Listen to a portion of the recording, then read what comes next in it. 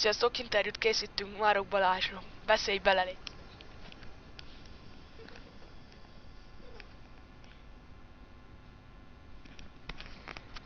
Hát mi tudjuk, buzi a gyerek. De nagyon. Akkor egy kis Minecraftos videóval jelentkezünk, Zozó 12. Na, van.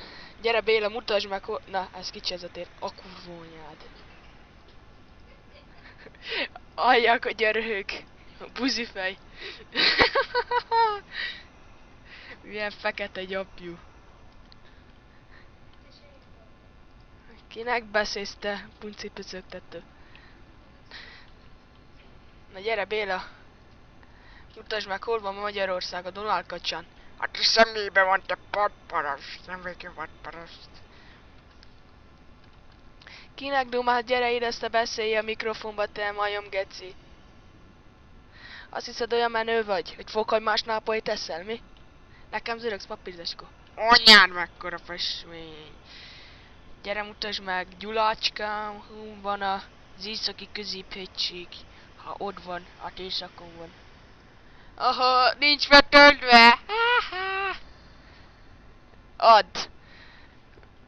Add egy kicsit. Fötöltöm akkor neked, bazd meg. Én meg akarom nézni a... Puncia.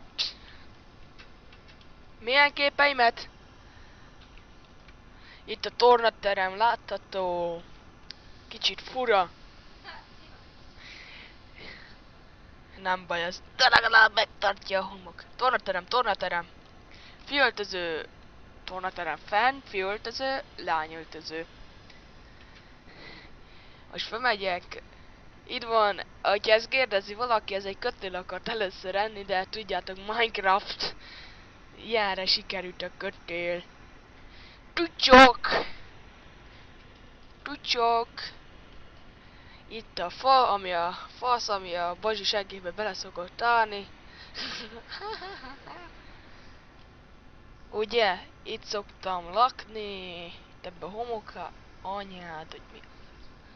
Ha jobb mint hogyha te építeni házat, te. Buzifej. Olyan fasznyaló vagy te. És zavar vagy irigyled.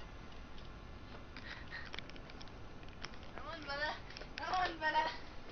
bele, most mondd.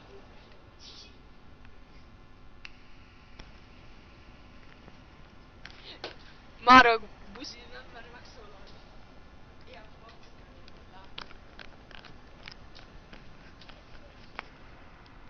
Te vagy a buzi, tudod? Úgy rögsz, mint egy majom, te.